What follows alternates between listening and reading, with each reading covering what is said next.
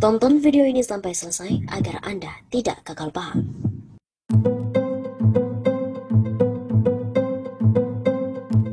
Sobat Animasi Apa, kembali lagi bersama dengan kami untuk mengulas fakta-fakta perpolitikan dan juga informasi terkini di tanah air. Kenapa Pak Jokowi sering kali ingkar janji?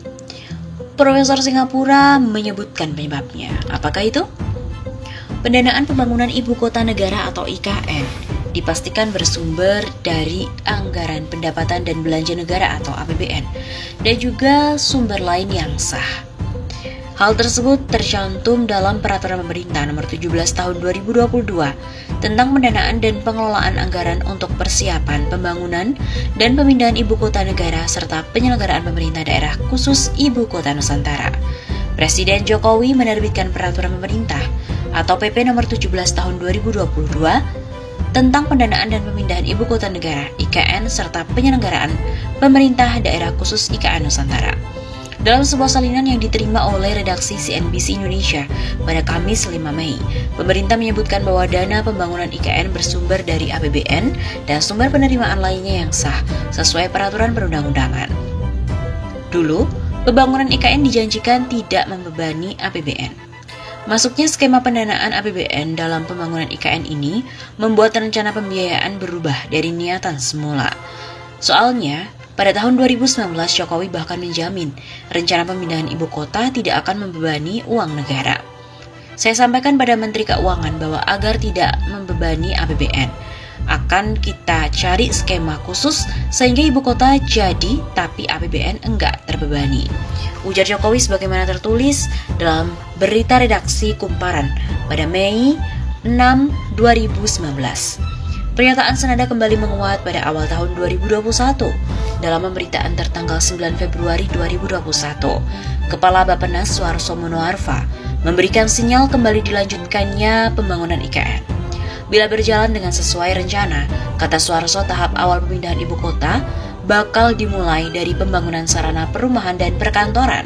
Terkait hal ini, dia memberikan sinyal bahwa pemerintah berencana memberikan mandat kepada swasta buat mengerjakan. Tujuannya tidak lain supaya tidak membebani APBN yang saat ini dimaksimalkan untuk penanganan COVID-19 dan juga pemulihan ekonomi nasional. Bappenas telah mencoba menghitung ini. Pertama, bagaimana tidak mengganggu APBN? Kita ingin memberikan kesempatan seluas-luasnya kepada swasta. Dengan demikian, ekonomi bergerak dan kesempatan kerja terbentuk, pungkas Suharso. Lalu kenapakah Jokowi sering ingkar janji? Profesor Zulfikar Amir, pakar sosiologi Nanyang Technological University dari Singapura, mengungkap kenapa Jokowi sering kali ingkar janji. Question: kenapa Pak Jokowi sering ingkar janji? Answer: ada gap yang gede antara asumsi yang dipakai ketika bikin rencana dengan realita ketika eksekusi. Kenapa gap ini terjadi? Bisa karena 1. Planning tanpa data atau evidence. 2. Kapasitas teknokratik yang lemah. 3. Koordinasi yang buruk. 4. Pertimbangan politik yang bias. Demikian ungkap Profesor Zulfikar Amir melalui akun Twitter pribadinya @socialtalker pada Kamis 5 Mei. Profesor Zulfikar Amir lalu menjelaskan, 1. Planning tanpa data. Program dan proyek pembangunan dibuat berdasarkan fantasi dan angan-angan yang ingin dicapai. Parameternya sekadar kelihatan fisik, ada wujud material dan bisa dipamer, bukan berdasarkan pertimbangan apakah bermanfaat dan realistis. Kedua, kapasitas teknokratik yang lemah. Perencanaan dilakukan dengan basis teoretik dan juga metodologis yang kurang solid. Angka-angka yang dipakai dalam menjustifikasi perencanaan dan anggaran tidak tervalidasi dengan baik, dan proyeksi yang dilakukan kurang memenuhi kaidah ilmiah yang teruji. Ketiga, koordinasi yang buruk. Kepakaran yang mumpuni tersedia tetapi sumber daya teknokratik ini tidak termobilisasi dengan baik. Terjadi tumpang tindih dan konflik antar kelompok teknokratik dalam lembaga pemerintah yang berujung pada perencanaan yang semrawut. Keempat, pertimbangan politik yang bias. Kalau ini mah udah jelas. Contohnya banyak, salah satunya skandal Big Data 110 juta.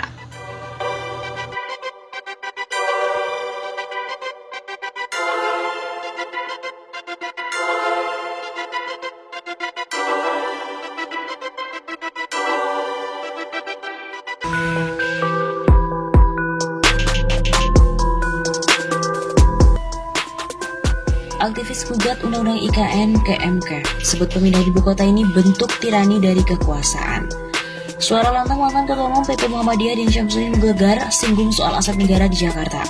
Pasalnya, ibu kota negara Jakarta yang sudah ditetapkan pindah di Kalimantan Timur itu bernama Nusantara.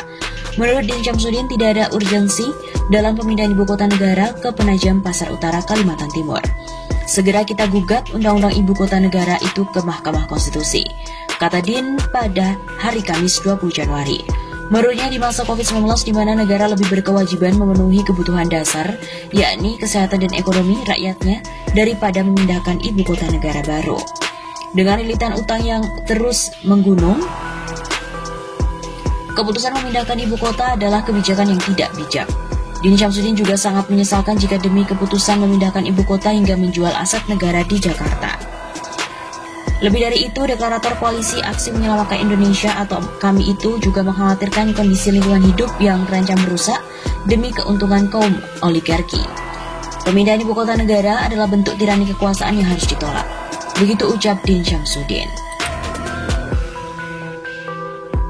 Mantan Ketua PP Muhammadiyah, Profesor Din Syamsuddin akan melakukan langkah nyata dalam menolak pemindahan ibu kota, yakni dengan mengajukan gugatan Undang-Undang Ibu Kota Negara ke Mahkamah Konstitusi. Din Syamsuddin menilai pemindahan IKN di masa pandemi tidak memiliki urgensi apapun. Merespon upaya hukum yang dilakukan Din Syamsuddin direspon oleh pengamat hukum Universitas Al-Azhar Indonesia, Suparji Ahmad. Menurut Suparji, apa yang dilakukan mantan Ketua Dewan Pertimbangan MUI itu adalah hal yang biasa dalam negara demokratis. Kata Suparji, siapapun yang merasa dirugikan bisa menyalurkan hak konstitusionalnya melalui Mahkamah Konstitusi. Pihak yang merasa dirugikan hak konstitusionalnya atas suatu undang-undang pada dasarnya dapat menguji konstitusionalitas undang-undang itu kepada MK. Demikian kata Suparji. Dijelaskan Suparji, dengan digugat ke MK, Undang-Undang IKN dapat diuji dari aspek formil maupun material. Melalui MK akan diuji pada aspek formil dan material dari undang-undang itu, termasuk juga akan diuji bukti kerugian konstitusional daripada pemohon. Begitu pungkasnya.